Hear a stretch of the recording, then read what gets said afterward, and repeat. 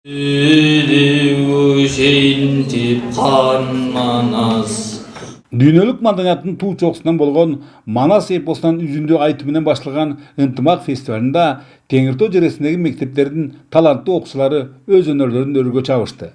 Ынтымак бар жерге ырыскы ыролойт деген аталыштагы бул маданий иш-чарада Кыргызстанды мекендешкен улуттардын ыр-күүлөрү жаңырып, бийлери бийленди. Муну Нарын айылындагы Мамытхан Иманалиев атындагы орто мектебинин Феникс тынчтык клубу демилгелгендигин белгилей кетүү керек.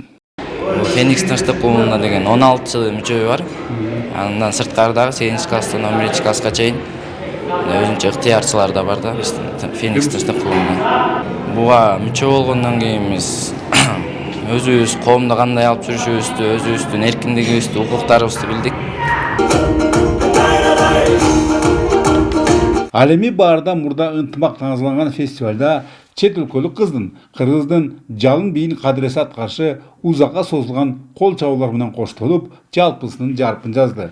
Айтымында ал ошондой эле улуттук аспаптарыбызга абдан кызыгуу менен учурда комуз чертүүнү үйрөнүүдө да.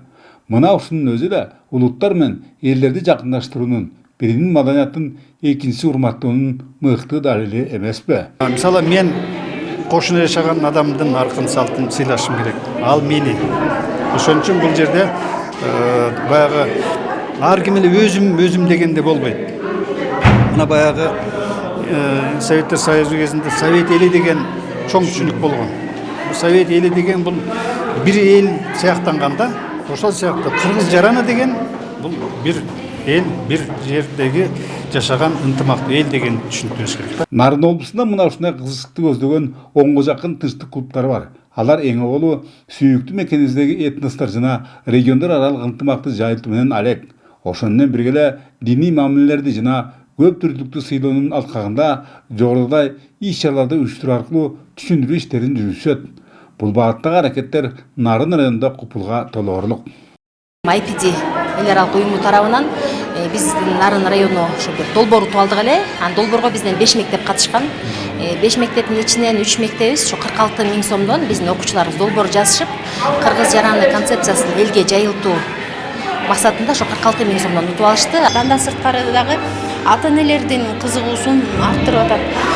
Менин балам ушул клубка катышып ушундай иш-чара болуптур.